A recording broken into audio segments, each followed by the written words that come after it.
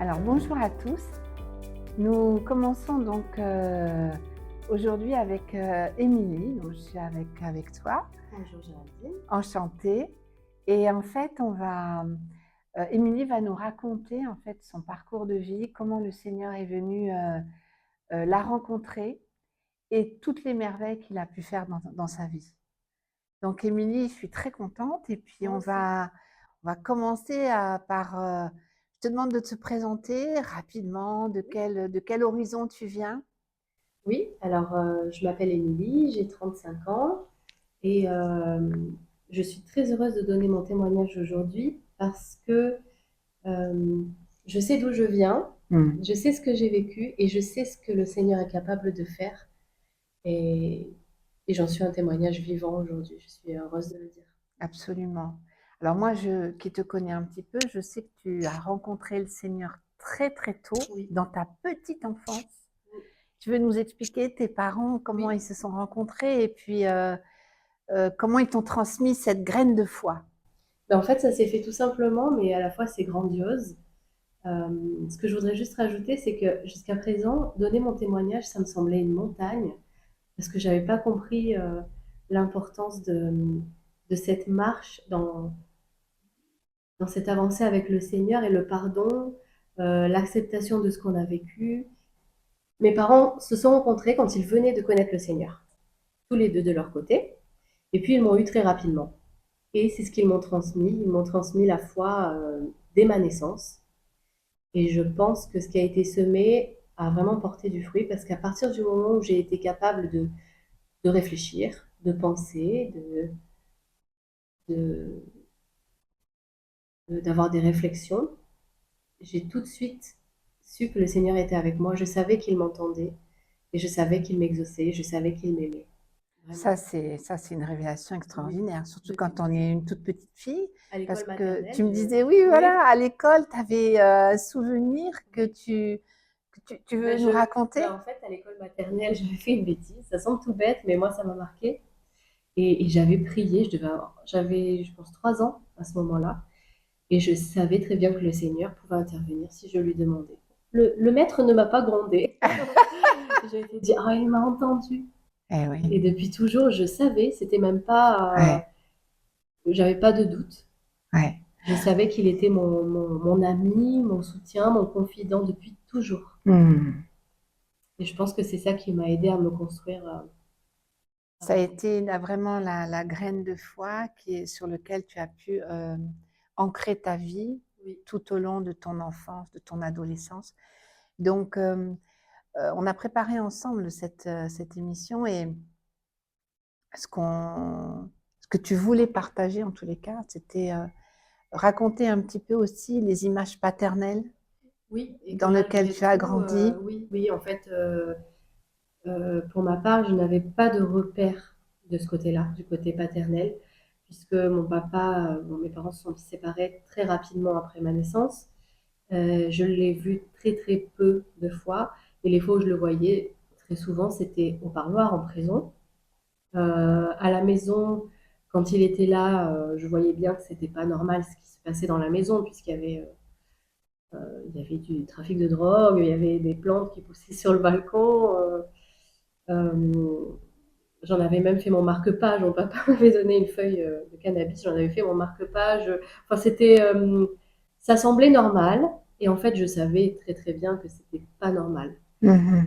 de ce côté-là. Et puis ensuite, chez ma maman, elle s'est remariée quand j'avais 6 ans à peu près avec un homme qu'elle a voulu aider vraiment, qui était dans une dépression profonde et dans la toxicomanie, dans la drogue dure et dans l'alcool. Et donc, j'avais pas d'exemple de ce côté-là, puisqu'il était très, très instable Eh oui, et en souffrance. eh Donc, oui. de ce côté-là non plus, je voyais bien que les hommes qui étaient autour de moi n'étaient pas stables du tout. Et oui, donc c'est sûr qu'en tant que femme, ce que je voulais qu'on puisse, la lumière que j'avais envie qu'on fasse en fait sur ton histoire, c'est qu'en tant que femme, l'image du père est Oui, très important pour se construire. oui, Et c'est vrai qu'à travers ces images-là, donc c'est les deux hommes qui ont été importants pour toi, puisque ton papa, puis ensuite ton beau-père, mhm, ont été avec des profils compliqués pour se construire de façon sécure. Voilà. C'est ça. Mais à l'époque, je voulais pas me dire qu'ils sont mauvais ou qu'ils sont de mauvaises personnes. Mais j'ai compris juste que c'était pas la peine de compter vraiment sur eux, émotionnellement, comme je veux. Parce que comme j'ai grandi avec ma maman, quand même, qui m'a offert une maison, j'ai jamais manqué de rien. Mais émotionnellement, j'ai vite compris que je ne pouvais pas compter sur, en tout cas sur les hommes, Et oui. sur l'image d'un homme ou sur des exemples autour de moi. Ma maman a fait comme elle a pu, mais j'ai remarqué qu'autour de moi, la plupart des adultes étaient en souffrance et ne pouvaient pas m'apporter grand-chose pour me construire, encore une fois, émotionnellement. C'était surtout sur ce point-là. Oui, oui, bien sûr. Mais je savais déjà, toute petite, ce que je voulais et ce que je ne voulais pas être plus tard. Oui, tu avais réussi en fait à orienter ton mode de pensée Oui. et à te mettre un cadre pour grandir Oui. en disant, ben voilà, il y a plein de choses autour de moi qui fonctionnent un peu de façon étrange et bizarre, mais moi, je prends une orientation et je vais rester ferme en fait C'est ça. dans ma position. C'est pas de faire le contraire de ce que j'ai vu, c'est pas ça. C'est que il y a des choses que j'ai vues qui ne me correspondaient pas à moi, comme j'imagine pour beaucoup. Et Des choix de vie en fait, oui, des c'est choix ça. de J'ai vie. compris que les choix Voilà. de vie, c'était très important, parce que ça avait des conséquences après Ben oui, énormes. ben oui. Donc, Et ça, le Seigneur, en fait, ta foi t'a permis de poser cette structure en toi. oui, et très vite, j'ai pas eu un déclic, ça s'est fait tout seul. Mais pour me construire, j'ai compris qu'il n'y avait pas un exemple en particulier que je devais suivre. Mais j'ai vu par contre, et ça je sais que c'est par le Saint-Esprit, et c'est avec l'amour de Dieu, que chaque personne a quelque chose de bon dans son cœur et qu'il arrive à l'exprimer, que ce soit quelqu'un qui est très patient ou quelqu'un qui est très généreux. Et ça, je l'ai observé depuis toute petite et j'ai décidé de piocher un petit peu dans tous ces exemples-là pour me construire moi. Ce que j'ai trouvé bon, j'ai dit ça, j'ai bien envie moi aussi d'être comme ça. Pareil pour la vie de couple, j'avais aucune idée de ce que c'était d'avoir un couple où on se respecte, où on s'aime, puisque du côté de ma maman, c'était juste des disputes. Euh, J'avais jamais vu mes parents ensemble, donc je savais pas ce que c'était. Mais malgré tout, moi j'aspirais à ça. Je m'étais toujours dit, si un jour je me marie, c'est pour la vie. Et je me suis inspirée, pareil, d'exemples de couples. Merci à eux, il y en a qui savent même pas. Oui, qui ont été une source d'inspiration pour Oui. toi, qui ont été des modèles Oui, et auxquels tu as pu orienter ta vie par rapport à ces repères-là. oui, j'ai pas eu envie de voir juste ce qu'il y avait de mauvais, de dire ah cette personne ou même mes parents, hein, ils ont été comme ça, donc ben, à cause d'eux, je suis comme ça aujourd'hui. Non. Oui, une espèce de victimisation, de fatalisme. Oui, parce qu'après tout, je sais que c'est une réflexion qu'on a eue ensemble, où à un moment donné, tu as dit, ben moi, j'ai fait mes choix, parce que autour de toi, bon, tu as d'autres frères et sœurs Oui. qui ont fait d'autres choix de vie, Oui. qui ont orienté leur vie un peu peut-être dans le même modèle Oui, oui, que leur père. Donc, c'est ce qu'on aurait tendance à faire. mais logiquement, on est dans la reproduction reproduction des repères en règle générale. Oui. Donc, la puissance de l'Esprit de Dieu dans ta vie t'a aussi permis de trouver de la force pour orienter ta vie d'une autre manière. Oui, en fait, mon exemple avant toute chose, et aujourd'hui encore, heureusement, ça a été Jésus. Je me suis toujours dit comment il aurait réagi à ma place, ou comment il aimerait que je sois. Mais depuis toujours, ça ne m'a pas empêché de faire moi aussi des erreurs. Des expériences. Oui, mais j'ai toujours eu cette réflexion-là et ça m'a permis de grandir petit à petit en cheminant avec le Seigneur. Ça m'a aidé à pardonner aussi et à aller de l'avant et à avancer. Bien sûr. Aujourd'hui, qu'est-ce que tu aimerais dire sur quand tu vois si tu regardes un petit peu dans le rétroviseur de ta vie, tu as réussi en fait à construire ton identité de femme. C'est exactement ce que j'allais dire. Voilà, ben, je te donne la parole en Ouais. fait, vas-y. Ouais. Oui, c'est ça. J'ai vraiment vu que je ne me suis pas fiée à une seule personne. J'ai pas essayé de ressembler à une seule personne. Je me suis trouvée vraiment moi grâce au Seigneur et aux personnes qui m'ont entourée. Et parce que j'ai décidé d'arrêter de regarder, parce que parfois quand on est adolescent, il y a une période où on est un petit peu rebelle face à ce qu'on vit. Et j'ai décidé d'arrêter de regarder en arrière parce que je me dis, qui peut réussir à avancer en regardant en arrière? C'est pas possible. C'est vrai, c'est juste. Et de pardonner. Et j'ai découvert il n'y a pas très longtemps de ça, que pardonner, c'est une décision, mais que malgré tout, notre cerveau n'oublie pas, on n'est pas des robots, et on n'est pas Dieu non plus. Et que pour que ce soit un pardon véritable et avoir une relation saine, là je parle pour mes parents en particulier, j'ai dû construire une relation nouvelle avec eux. Accepter ce qui est passé, puisqu'avant j'étais dans le déni. J'ai toujours été dans le déni pour me protéger. Eh oui, J'ai toujours fui ma famille. Dès que je me suis mariée, je me suis un peu coupée de tout le monde.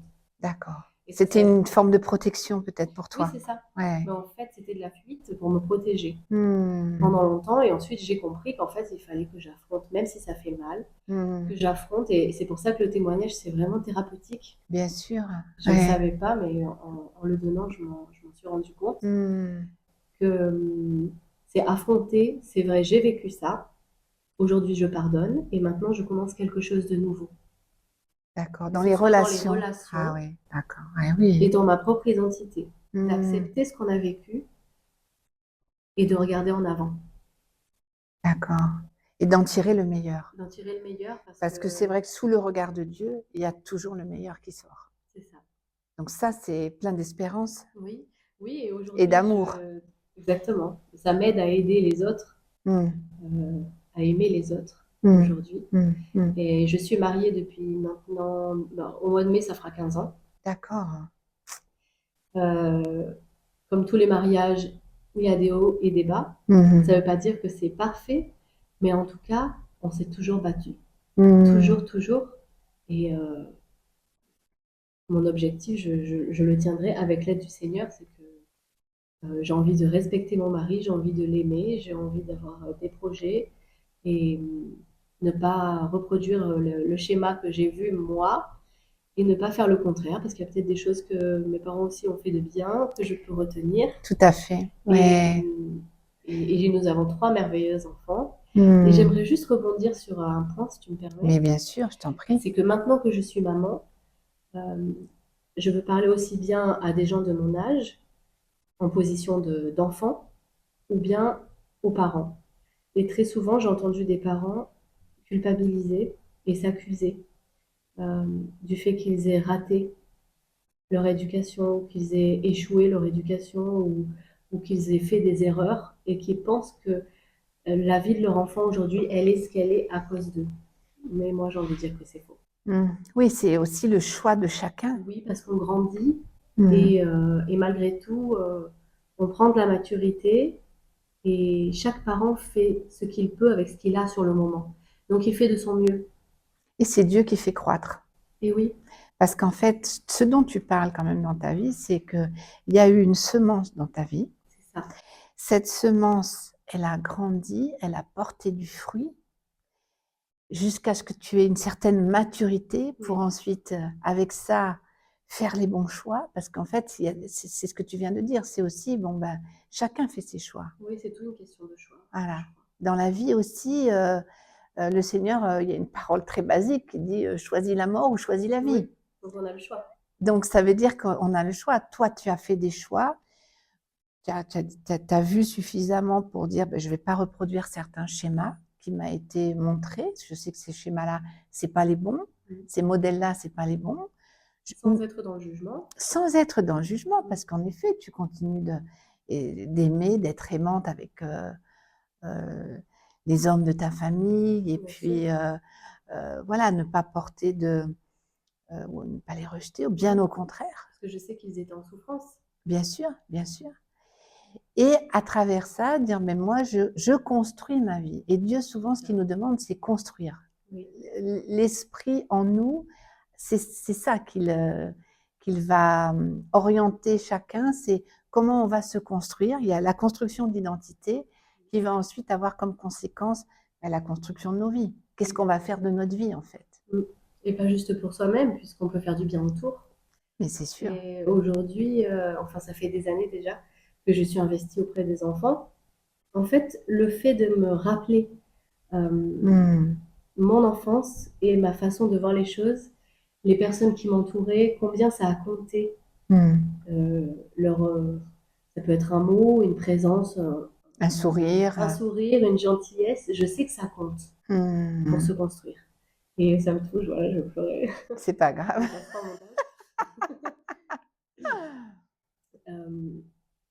Mais oui, mais c'est très important. Mais ça, c'est des semences, justement, des semences de vie. Donc, en fait, ce que tu voulais dire, c'était que ce que tu as reçu, tu as voulu le transmettre. Oui, vraiment naturellement. D'ailleurs, je travaille avec les enfants dans mon métier puisque je suis assistante maternelle. Et dans l'église, je suis investie aussi avec les enfants parce que je sais qu'il y a un impact énorme.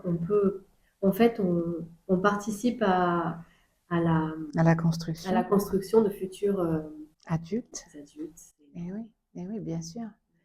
Quand on comprend ça, c'est vrai que tu es une femme d'influence, en fait. Parce qu'en fait, en ayant compris ça, on comprend comment on peut influencer la génération qui est autour de nous. Il y a tes propres enfants, il y a les gens qui t'entourent en tant qu'adulte, mais il y a tous les enfants que toi tu reçois puisque c'est ton métier. Et partout où tu peux avoir une influence, donc à l'église, tu t'occupes d'enfants également, et tu vas essayer de semer en eux des bonnes graines de foi, d'amour, de force. Et je sais à quel point c'est important la relation avec eux et l'amour qu'on peut leur apporter.